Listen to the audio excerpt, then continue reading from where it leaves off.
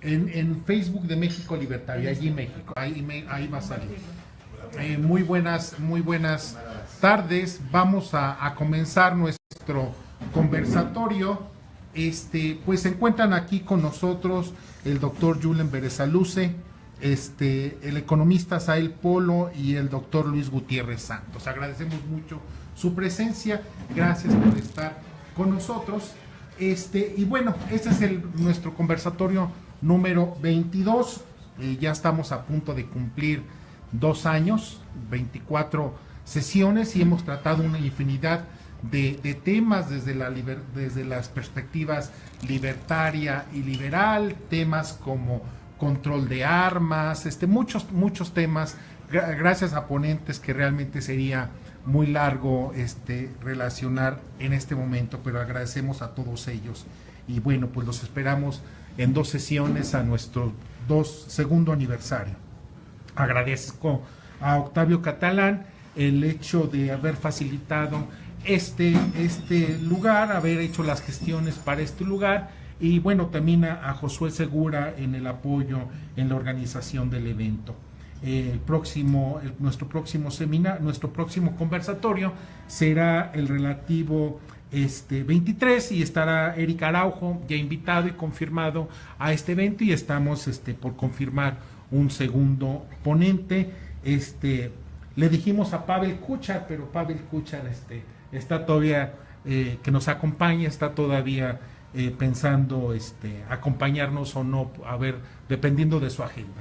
Bueno, agradecemos a todos ustedes su asistencia, gracias por acompañarnos, y en este conversatorio vamos a iniciar primero con el doctor Julen Berezaluze. El doctor Julen Berezaluze es catedrático del Colegio de México, fue catedrático de la Universidad de Guanajuato. Enseguida estará el economista Sael Polo, economista de la UNAM, y analista financiero, y finalizará con don Luis Gutiérrez Santos, quien ha sido funcionario, subsecretario de Estado en la Secretaría de Economía, de Energía, perdón, y además experto, consultor en el Banco Mundial y en otras instituciones financieras. Como es costumbre en nuestros conversatorios, iniciamos con las intervenciones de nuestros ponentes, y al finalizar cortamos para que la conversación, sea aquí. Si alguien tiene interés después de conversar con nuestros ponentes, pues aquí los esperamos. Desgraciadamente no podemos continuar la conversación vía online, excepto las intervenciones que ellos van a dar en un inicio. Bueno, dicho esto, comenzaremos con Julen Berezaluze, quien nos hablará sobre Corea del Sur y su política industrial y de desarrollo, y enseguida Sael Polo y el doctor Luis Gutiérrez Santos. Julen, por favor. Más o menos tengo como 20 minutos. De acuerdo, entonces iré ágil. A ver, ¿de dónde comienza este planteamiento? El planteamiento de hablar del desarrollo de Corea del Sur. En tuiteos liberales a veces es muy habitual escuchar la comparación de Corea del Norte y Corea del Sur. Y si bien en términos actuales hay una diferencia notoria, y desde luego podemos decir que Corea del Sur es mucho más libre que Corea del Norte, lo que no está tan claro es que el desarrollo y el modelo de crecimiento de Corea del Sur esté basado en un modelo desde un inicio de un modelo liberal como tal, ¿vale? Entonces, esta conversación por eso es un planteamiento polémico, además en el grupo en el que se trata, y es una plática muy de grises, una plática muy de desarrollo histórico, en el cual inicia con un planteamiento muy fuerte de Estado desarrollador, un planteamiento que en algunos de sus políticas podría parecer hasta comunista, salvo en el nombre, y que luego hasta por vicisitudes históricas se va transformando. En algunos casos por curiosidades muy poco dirigidas. Entonces voy a hablar de Estado desarrollador, voy a hablar de política industrial, como planteamiento de cambio de tejido productivo.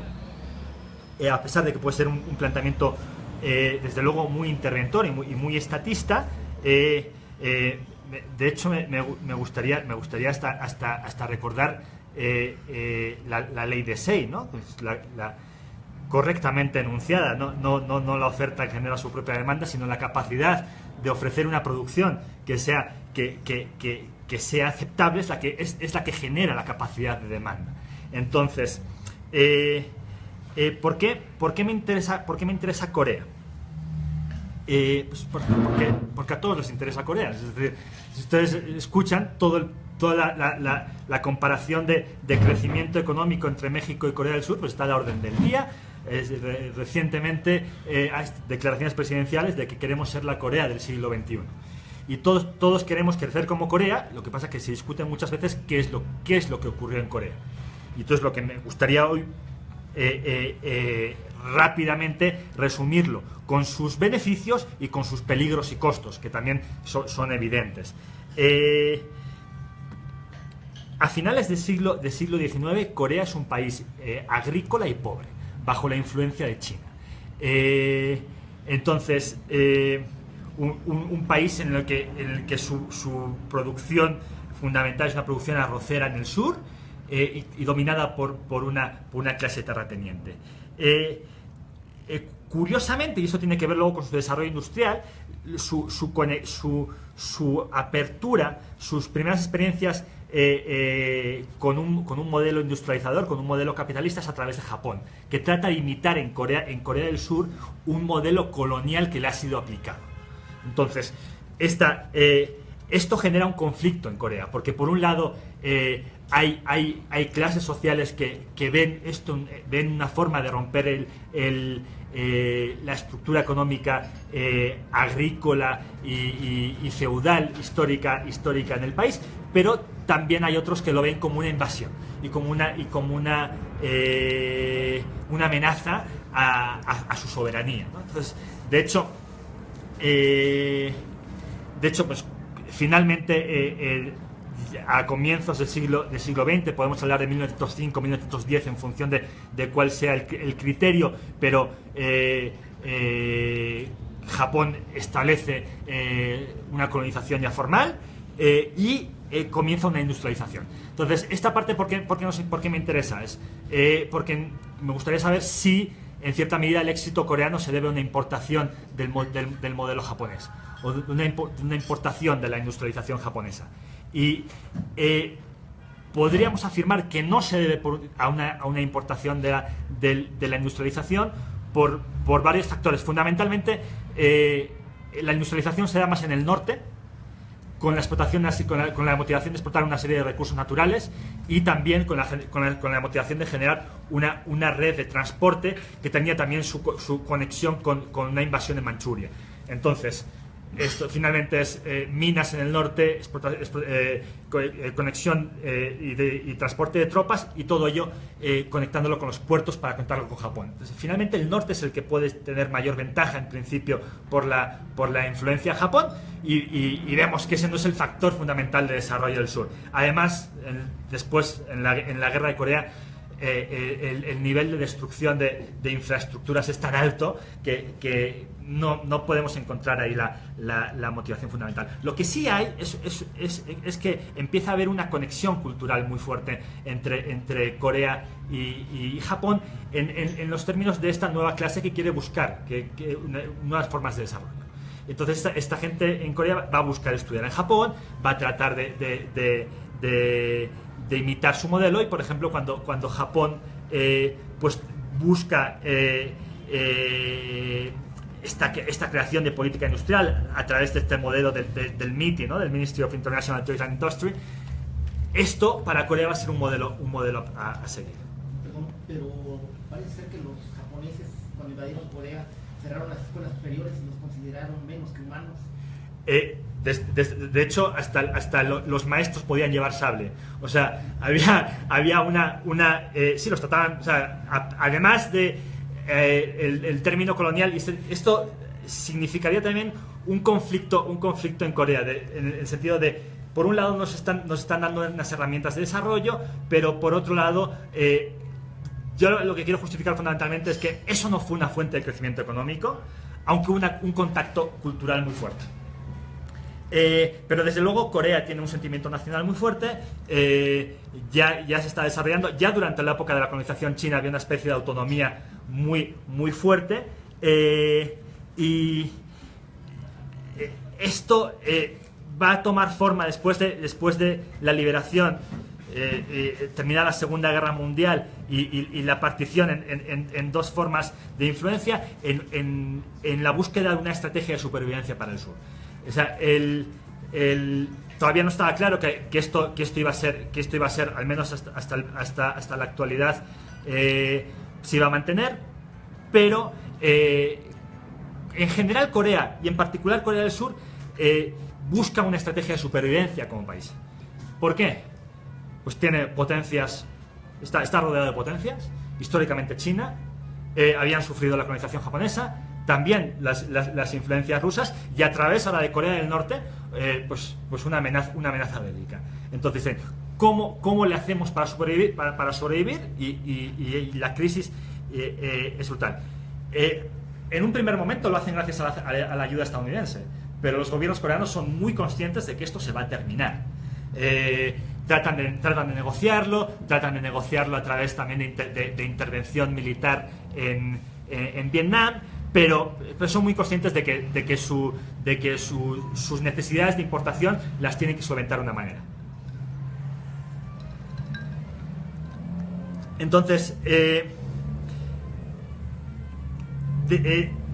después del gobierno militar estadounidense, básicamente se puede un gobierno importante de Syngman Rhee, que empieza una especie de política industrial, empieza a fomentar la industrialización de manera muy fuerte en el país, con una política de sustitución de importaciones.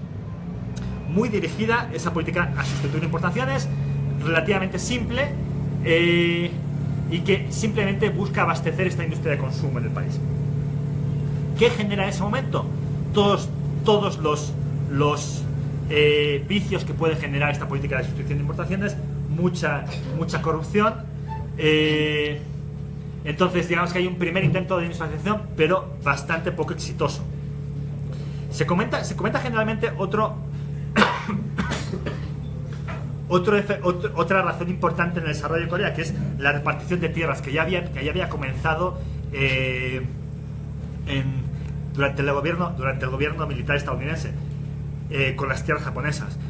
Pero a mí no me parece que sea un factor fundamental, en el sentido de que el crecimiento de Corea del Sur esté motivado por un empuje del sector agropecuario. Lo que sí hace es dos cosas: genera una clase media que está dispuesta a invertir en educación, y de hecho Syngman Rhee, aludiendo también a una cuestión histórica coreana, va a fomentar mucho el capital humano y la educación hasta la actualidad. Es un sector muy fuerte en Corea. Y una segunda cosa, se va a comenzar a obligar a que vendan las tierras a los terratenientes. Los terratenientes se van a encontrar con un capital que quieren invertir en algo, van a invertir en industria, y además va a desaparecer como élite política la élite terrateniente agrícola, y se va a convertir en la élite terrateniente industrial.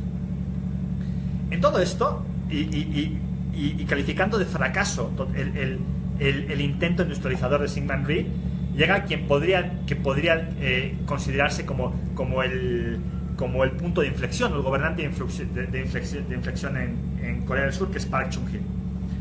Park Chung-hee va a gobernar desde el 61 hasta el 79, en dos etapas, ¿vale? Primero hasta el 72, una especie de industrialización, en términos de política industrial, una especie de industrialización relativamente suave, y del 72 al 79 una industrialización muy fuerte, enfocándose a sectores de industria pesada, química, con esfuerzos estatales muy fuertes, que además se convierten también en una persecución, en un golpe autoritario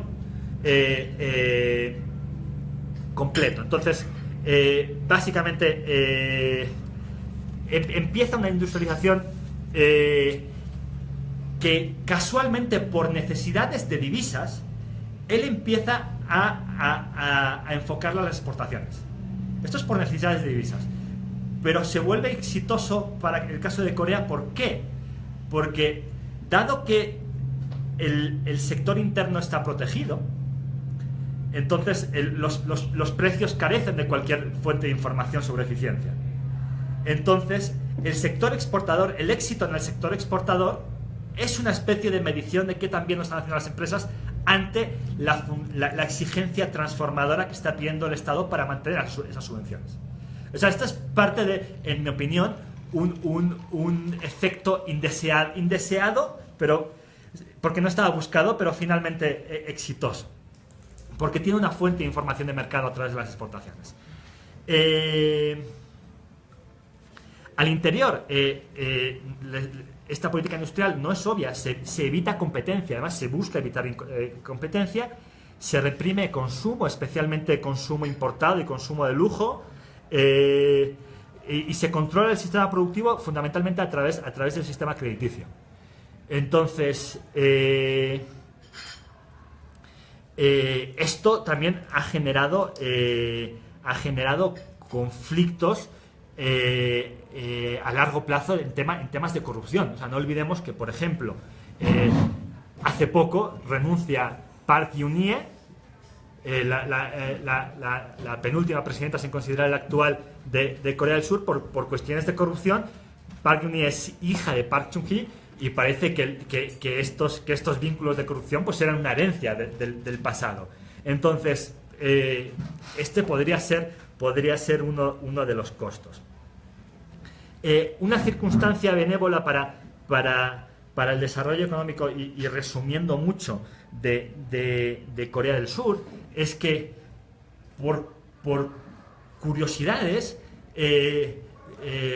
no sé si esto se debe a algún tipo de dinámica interna, Corea del Sur, por un lado, cambia los sectores que va protegiendo, de tal manera que al final esta política industrial está limitada en el tiempo, y por otro lado comienza una liberalización gradual por cuestiones tan poco controlables, en mi opinión, como por ejemplo que los funcionarios del Ministerio de Finanzas pues fueran a estudiar a universidades anglosajonas y entonces tuvieran mayor influencia de perspectivas liberales y poco a poco se fueran desplazando en términos de poder a funcionarios de otras instituciones, como podría ser el de la Junta de Planificación los de la Junta de Planificación Económica, que eran más favorables a la intervención. Entonces, ¿esto qué genera?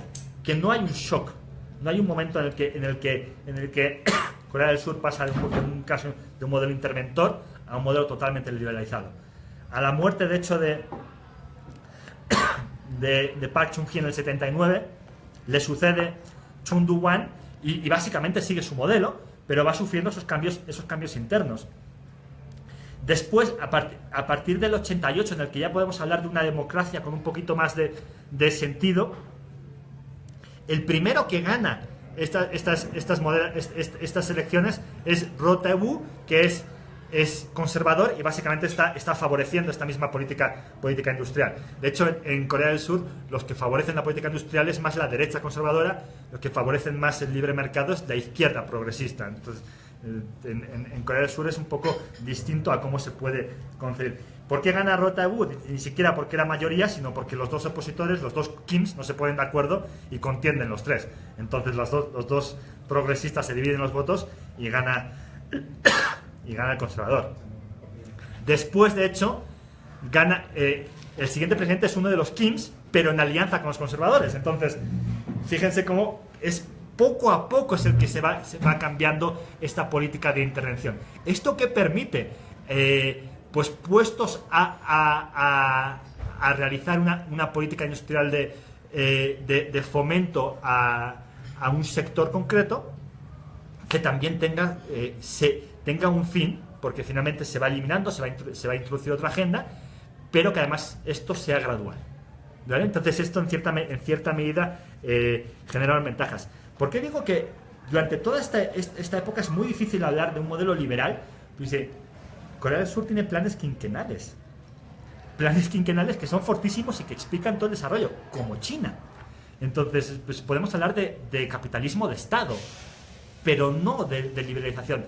Esos planes quinquenales cada vez tienen menos importancia. El último plan quinquenal es el 96, bajo Kim Jong-un, que ya prácticamente nos habla de la introducción de la nueva economía y nos habla ya de un modelo más liberal, pero es un modelo más liberal en el que se sigue manteniendo una política industrial, entonces, como se mantiene en todos los países. Entonces, a mí no, por eso digo, para mí este planteamiento de qué es lo que hizo Corea del Sur es un planteamiento de grises, no de blancos y negros.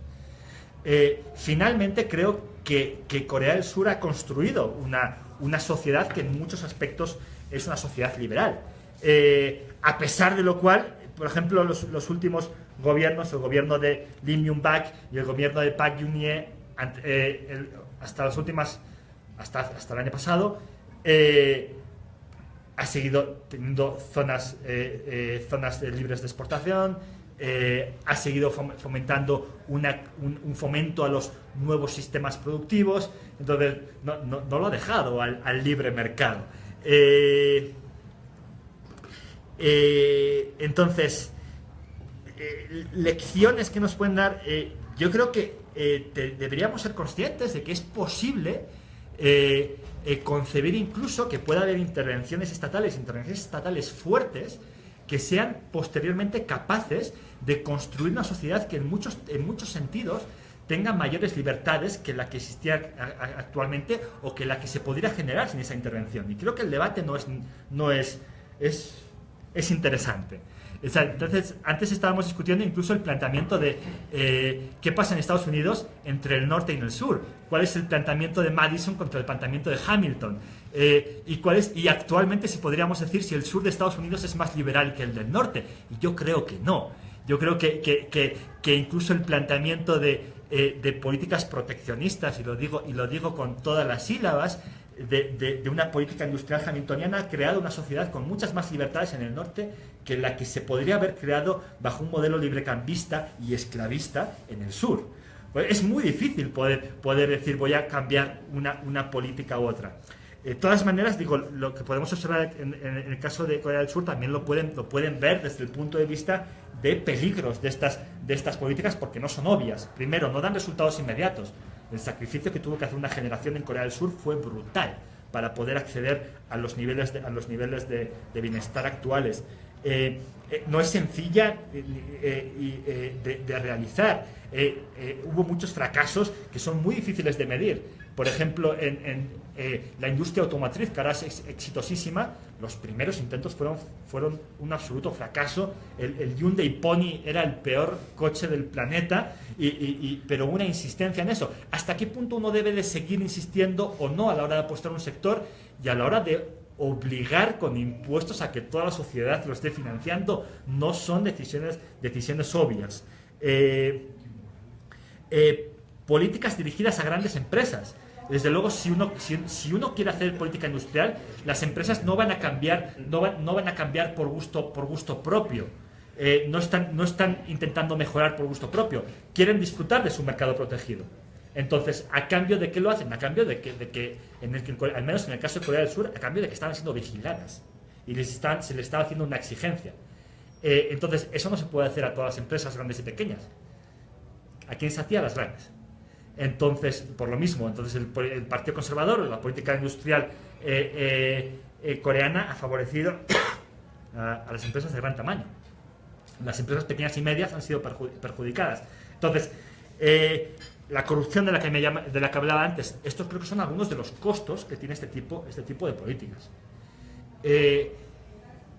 Hablar de corrupción, hablar de grandes empresas, hablar de moralidad, como es decir, no es obvio que esto sea un modelo exitoso, pero la situación en la que disfruta Corea del Sur actualmente, pues obviamente es envidiable. En todo caso, es el caso exitoso, desde luego. Puede ser replicable el caso exitoso. Podemos nada más fijarnos en cuáles fueron sus riesgos para tratar de evitarlos en una política industrial que de una manera u otra se efectúa en todos los países. Yo creo que son lecciones que podemos tomar concretas del recorrido histórico de los últimos 50 años de Corea del Sur.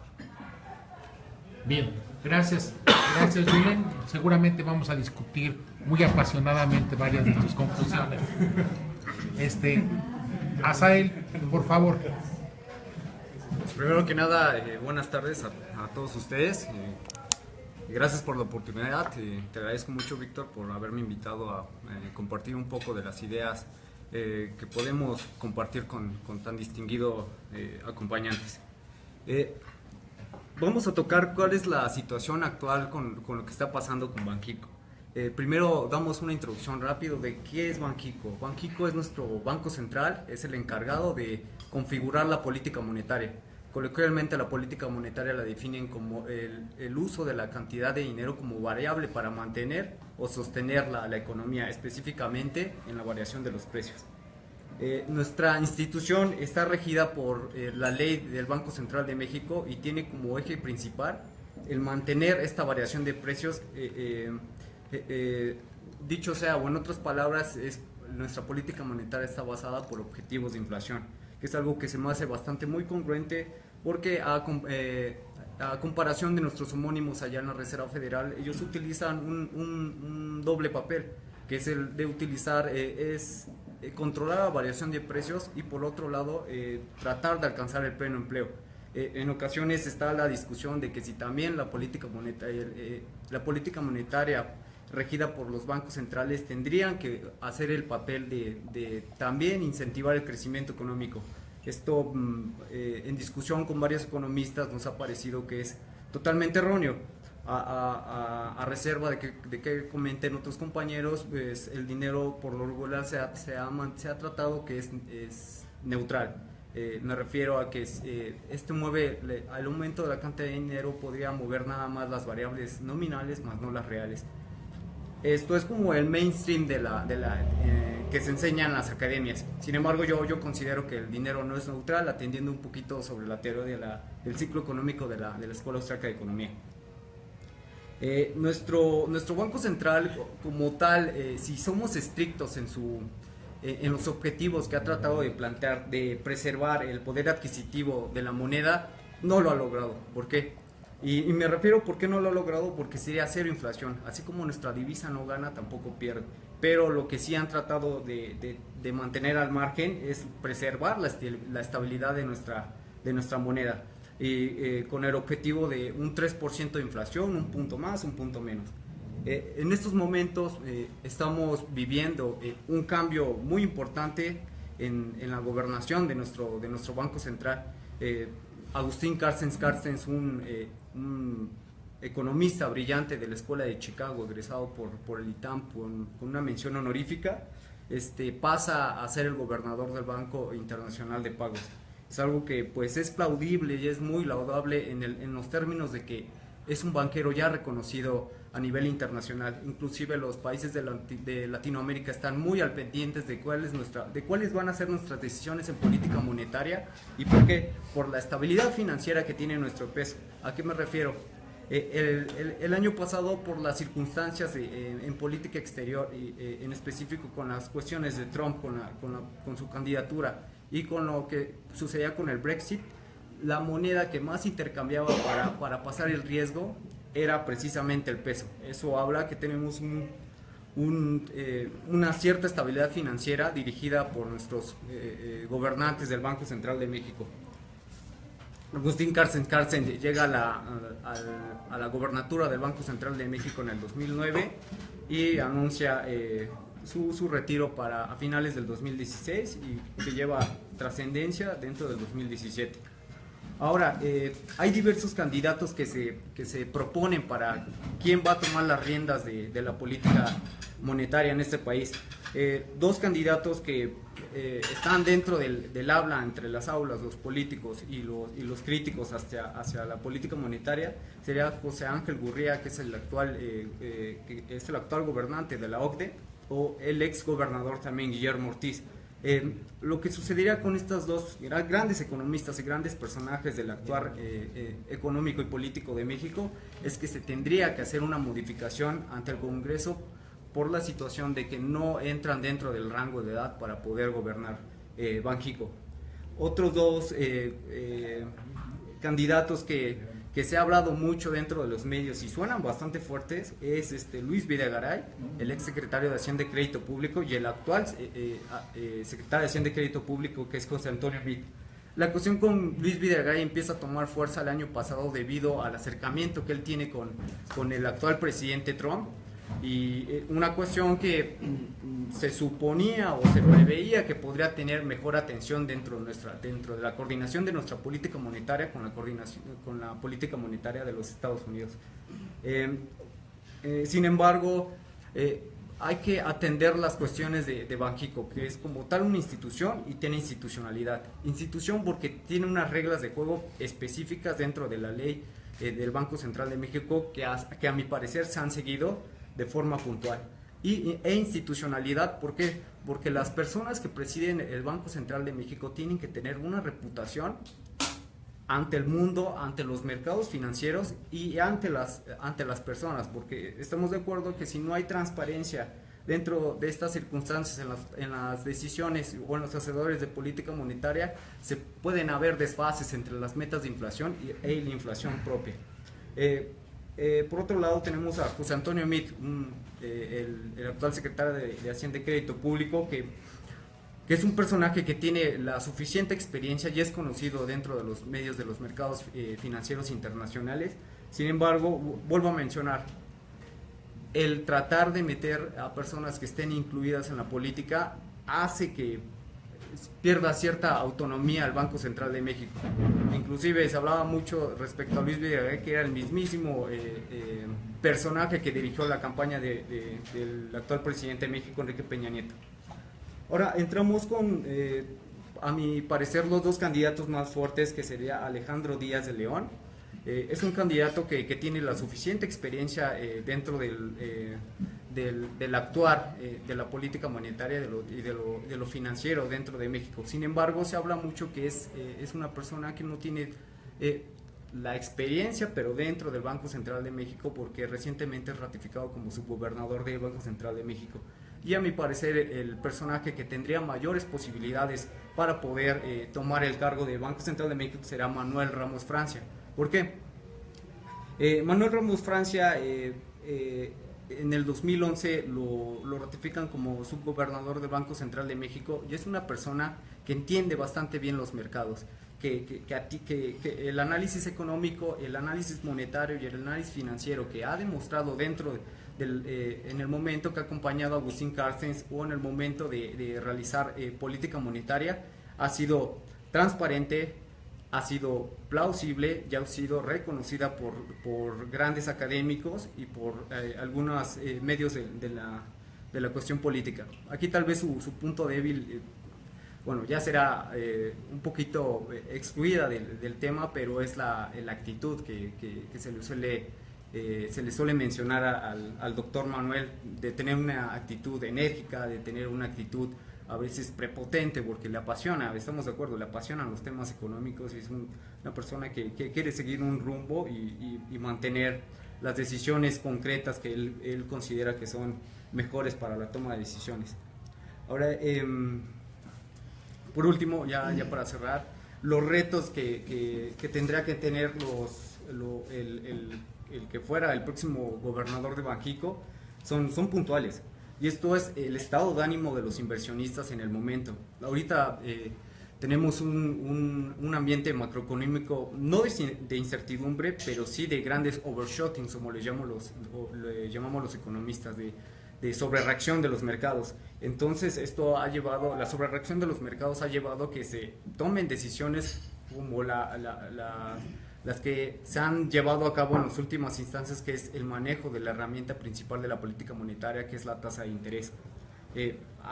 Lo ha llevado a alzas de la tasa de interés, inclusive por encima de la crisis del 2008-2009. El tipo de cambio ha sido golpeado. Estamos de acuerdo que que se ha visto más denotado en los últimos momentos, pero esto no quiere decir que haya venido de la situación con Estados Unidos y de las elecciones con Trump, sino el tipo de cambio viene golpeado desde abril de 2013, viene perdiendo poder adquisitivo respecto al dólar. Y esto específicamente el reto que yo lo veo bastante muy importante e inclusive en palabras del doctor Agustín Carstens es el saldo de la cuenta corriente. ¿Y por qué? Porque son unas cuestiones internas y aquí me refiero a que los factores de debilidad son internos por el alto déficit que tenemos en el gasto público, que se hizo bastante énfasis en esa situación que se tenía que controlar para mantener una estabilidad monetaria y la coordinación entre la política fiscal y la política monetaria. También venimos de una caída de los precios del petróleo internacionalmente que pasó a golpear severamente las finanzas públicas, en específico los ingresos, y ahora el escenario que tenemos con el Tratado de Libre Comercio, que aquí lo que sucede con el Tratado de Libre Comercio es que desafortunadamente vamos a tener por las dos partes, aunque nos quedemos dentro del Tratado de Libre Comercio vamos a perder, y si salimos perdemos aún peor. ¿Por qué si nos quedamos dentro del Tratado de Libre Comercio perdemos? Porque el gobierno de los Estados Unidos está empeñado en tratar de reducir el déficit comercial que tiene con nosotros, a pesar de que el déficit comercial que tiene con México sea 6 veces menor al de China. ¿Y por qué si sale México del Tratado de Libre Comercio sería peor? Porque dentro de las encuestas, especialmente dentro de las encuestas, se prevé un escenario dentro del tipo de cambio que es, bueno, Citibanamex lo plantea optimista al decir que serían 23 pesos por dólar. Deloitte nos plantea un escenario que sería hasta 25 pesos por dólar. Y aquí, ¿qué es lo que pasaría? Que directamente no veríamos un traspaso de los precios a la inflación al corto plazo. Sin embargo, al no tener una capacidad exportadora del 80% que representan con los Estados Unidos, veríamos presiones inflacionarias, inclusive inflación, por encima de los objetivos que estaría planteando el Banco Central de México. Y pues sería todo por mi parte y agradezco mucho su atención. Gracias, Asael. Bien, don Luis Gutiérrez, por favor. De acuerdo, yo creo que en parte debía de haber hablado de otro tema porque ya cubrió Asael muchos de los puntos que pensaba yo plantear aquí. En realidad vengo a hablar del cambio de liderazgo y esto qué representa para el país y cuáles son las preocupaciones para nosotros. Para empezar, yo no creo y no distingo entre políticas de izquierda ni políticas de derecha. Hay políticas correctas y hay políticas equivocadas. Si el objetivo es mejorar el empleo, hay una política que lo logra. Si el objetivo es tener estabilidad monetaria, estabilidad de precios, hay una política que lo logra. No es de izquierda, no es de derecha. Hay una que es eficiente y otra que es menos eficiente o hay una equivocada. ¿Por qué es un tema tan importante para un grupo como este hablar del Banco Central? Yo creo que es una de las principales entidades que se ocupa de nivelar el campo de juego, de tener terreno plano para que puedan participar los agentes económicos, que tengan libertad de competir, que tengan libertad de crear sus propias empresas, que tengan la libertad de adquirir su propiedad privada y que se puedan realizar y manifestar en el mercado como consumidores, como inversionistas. El Banco Central es el responsable de brindar esta confianza, de tener esta estabilidad que nosotros anhelamos desde el punto de vista económico y crear la certidumbre de que eventualmente se van a respetar las reglas del juego. Vas a tener un entorno que no es inflacionario y que el día de ayer ya no puedes cumplir con tus metas de inversión. En todos los países hay una entidad como esta. Es una entidad que supervisa la cantidad de dinero, la masa monetaria. Es el líder de todas las actividades, vamos a decirle, financieras del país, de todos los agentes que participan en este mercado de dinero, llámense bancos, casas de bolsa, llámense, inclusive, es el agente de último recurso, es el asesor del gobierno, ayuda al gobierno a tomar decisiones, no solamente fiscales. ¿Cómo se relaciona con la política monetaria? Bueno, Banxico, como ustedes saben, es el banco del gobierno, es el banco central. Fue creado en 1925 por Plutarco Elías Calles. Apenas en ese momento tenía 5 años de edad yo, o sea que me acuerdo. Esto es autónomo y eso es fundamental para un banco de esta naturaleza. Su independencia y su autonomía, ya lo había mencionado Esai. El detonante de esta plática, creo yo, es la crónica de una salida anunciada. Agustín Cárcel, mi querido Gordo, deja el cargo para dirigir el banco de pagos internacionales allá en Suiza. Y Peña Nieto le dijo, maestro, no te me vayas ahorita, tranquilo. Se quería ir a finales de junio. Le digo, no, espérate un ratito, mira, tenemos el problema de Trump. Ya los precios se nos vinieron encima. Recuerda el gasolinazo, la gente salió a la calle, saquearon los establecimientos. No, te necesito un rato. Pues ¿cuántos? 5 meses. Entonces va a entrar aquí hasta finales de noviembre. Pero sí le dio un poquito de confianza al resto de la economía. Algo que pocas personas se han dado cuenta es de que tomó las decisiones más difíciles. ¿Por qué? Porque teníamos en realidad, andábamos en el 3%, se nos subió la inflación arriba del 6%. ¿Y qué hizo con las tasas de interés? La subió casi al 7%. No le temblaron las manos para hacerlo. ¿Por qué tienes que utilizar las tasas de interés? Pues porque tienes que reducir el consumo, tienes que reducir la inversión, tienes que disminuir el crecimiento de la economía para que bajen un poquito los precios. Nuestro impacto todavía ha sido bastante leve en el control de la inflación. ¿Por qué? Porque estamos viviendo shocks externos a los cuales no estábamos acostumbrados. El factor Trump, que nos ha creado una inestabilidad bastante fuerte. Afortunadamente ahora, o sea, el trabajo fuerte ya se hizo, pero el desafío para los que van a venir es, va a haber 2 aumentos de tasas de interés de aquí a finales de año. Ok, todavía la inflación va a andar, pero el año que viene van a tener que empezar a bajar a las tasas de interés. Van a tratar de estimular nuevamente a la economía porque se han afectado las perspectivas económicas del país con estas medidas. Entonces esta persona tiene que tener pues algunas características básicas. Me llamas cuando llega a los 20 minutos porque empiezo a hablar y de repente me vamos a parar. Y más ahorita que no estoy ni viendo las notas porque ya ahí cubrió casi todo lo interesante. La próxima vez voy a pedir hablar primero, derecho de edad. El año que viene, bueno, se vienen algunos desafíos bastante importantes, muy interesantes. Para empezar, la persona que esté ahí tiene que ser una persona moral, una persona de fuerza, de no tener nexos políticos si es posible, no tener compromisos políticos. ¿Por qué?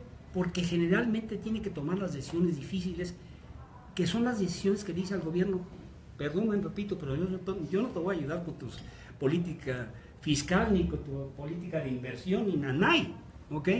Oye, que necesito que hagan, pero te vas al carajo, compadre. Mi objetivo fundamental es brindar estabilidad monetaria al país, estabilidad de precios. No es como en Estados Unidos, que de repente te sale una paloma que quiere mejorar el empleo, de repente te sale un halcón que te quiere controlar la inflación. Aquí no, aquí fundamentalmente lo que dijo Esai, que tiene toda la razón, nuestro objetivo fundamental es manejar la estabilidad monetaria y de precios.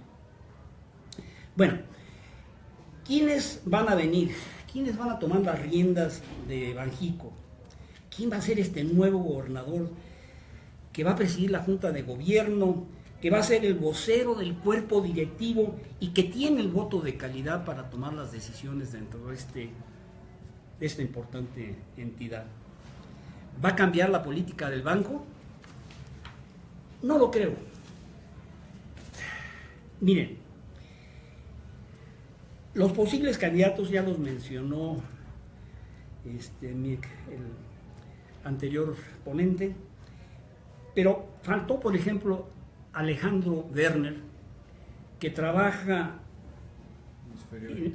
exactamente, es un candidato muy bien preparado, reconocido inclusive en el mercado internacional, es jefe o director del hemisferio occidental del Fondo Monetario Internacional. Y otra persona que también me gusta a mí y que se ha mencionado es Miguel Mesmacher, que es el subsecretario de Ingresos. Ahora, antes de pasar en las características de estos señores, ¿cuál es la evaluación de Agustín Carstens? Algunos dicen que en realidad fracasó en su gestión porque nos deja un país, una economía con una inflación cercana al 7%. Que no pudo en realidad poder lograr desde enero del 2017 hasta la fecha volver a unas tasas más cercanas al 3%. Sin embargo, yo les pido que no evalúen los resultados a su salida, sino cómo reaccionó a los shocks inflacionarios. Apenas se le vinieron los golpes, inmediatamente no le temblaron las manos para subir las tasas de interés. Y es muy difícil cambiar las tasas de interés porque hay muchas presiones en el país, hay muchas presiones políticas. El señor lo hizo y creo que lo hizo relativamente bien. Ya la historia me va a decir si tengo o no la razón, pero creo que tuvo una buena gestión en los momentos más difíciles que ha tenido la economía, desde, vamos a decirle, Zedillo. Porque antes de Zedillo en realidad no se respetaba la independencia del Banco de México. Empieza con Zedillo y afortunadamente Fox y Calderón respetan esto y Henry Monster también ha respetado esto, ¿ok? Y eso ha sido pues muy benéfico porque se mueve el país en una dirección, se mueve el gobierno por el otro y de repente las reglas del juego, el campo parejo, lo da el Banco Central.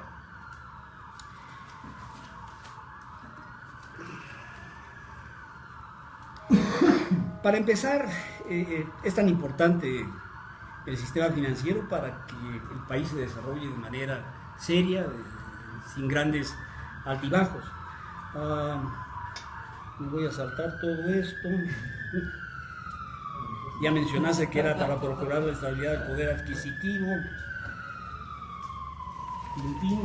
También eso se va. Existen otros objetivos. Es manejar la oferta de dinero y estar ahí cuando de repente tienes algunas situaciones difíciles. Cuando empiezan a subir el valor del dólar, cuando se empieza a depreciar el peso, pues se metieron al sistema bancario y empezaron a ofrecer seguros de cobertura en pesos, pero protegieron a muchas de las empresas que no tenían certidumbre si podían pagar el día de mañana sus compromisos en dólares. Entonces intervino en el mercado de dinero para poder ofrecer seguridad a estas empresas y muchos de estos recursos nunca se llegaron a utilizar. Solamente por dar esa confianza se mejoró el panorama para todos estos empresarios. Generalmente el gobernador y la junta de gobierno, cuando toman decisiones, tienen a fuerza que ver qué es lo que está sucediendo en un país muy importante, Estados Unidos. Esa viene a ser para nosotros nuestra pauta, la referencia fundamental.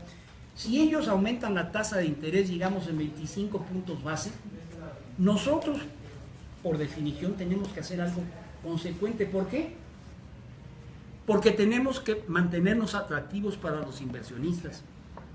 Y no solamente lo vamos a aumentar en la misma equivalencia que los americanos, sino que tiene que ser un poco más. ¿Por qué? Porque tenemos que tomar en cuenta el factor riesgo, el factor país. Somos una economía emergente. Me salto también esto. Ahora, ¿qué es lo que requiere un buen gobernador de un banco central? Tener olfato para entender a los mercados, tener este sentir de cómo se están manejando los dineros en el país. Los agentes que están en este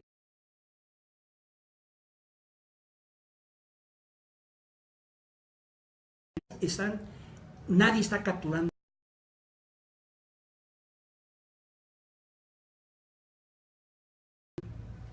ver cómo se están manejando en los mercados financieros. ¿Y qué te da eso? O sea, nosotros vamos a decidir quién va a ser el próximo gobernador.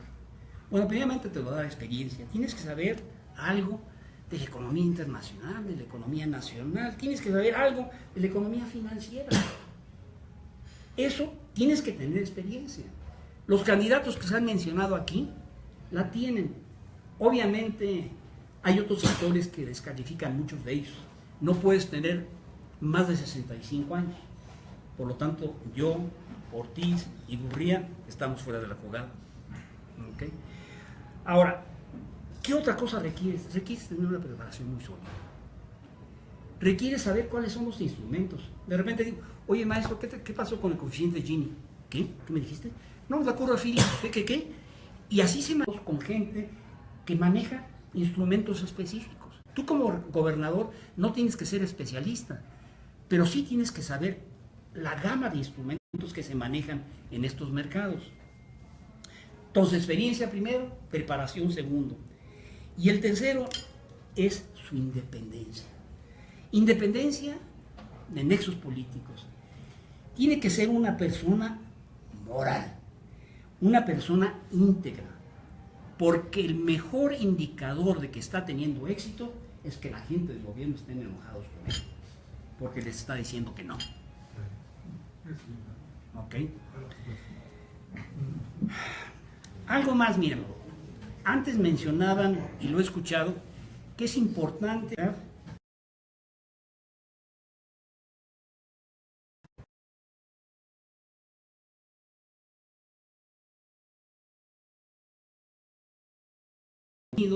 que conozcas al de Brasil, eso es importante. Y a lo mejor de repente si viene una cara nueva, se van a sorprender, pero tus acciones van a hablar por ti. Eso de la continuidad no tiene importancia. Es tu preparación y tu experiencia.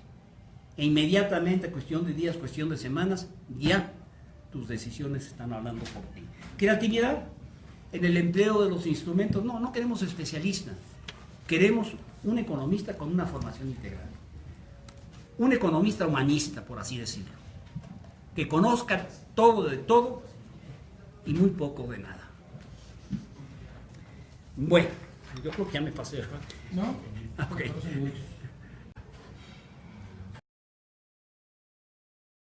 Desde 18. ¿Qué es lo que espero yo? Para empezar les digo que México tiene muy buenos candidatos. Y de los candidatos que yo pienso que van a quedar, candidato presidencial, dicen que va a ser que puede ser un buen presidente, pero que sería un pésimo candidato. Tiene compromisos políticos, pero puede llegar, porque tiene ahorita el apoyo de varios grandes funcionarios, incluyendo el presidente.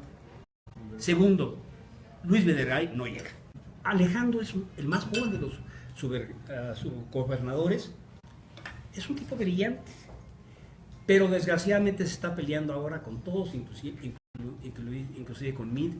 Le veo pocas posibilidades, pero está preparado y tiene experiencia. Ramos, Francia,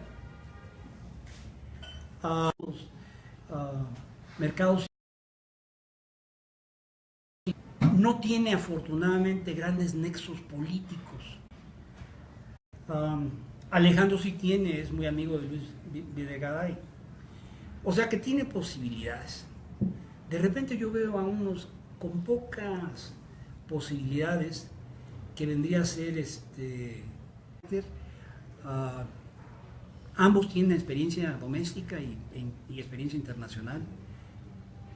Lo que les digo es de que tenemos muy buenos candidatos. Cualquiera de ellos va a ser una buena función. Los peligros que de repente tengamos nosotros un banco central que nombrar, en realidad harían una muy buena labor. Ok. Finalmente, la inflación no la veo rosa de aquí a finales de año. Existen posibilidades de que en el 2018 empecemos nosotros ya a manejar mejor la economía. Ustedes saben que algo que ha venido creando incertidumbre es la manera como se ha estado conduciendo el gobierno, gastando más de lo que tiene, ha estado aumentando el déficit, eso preocupa.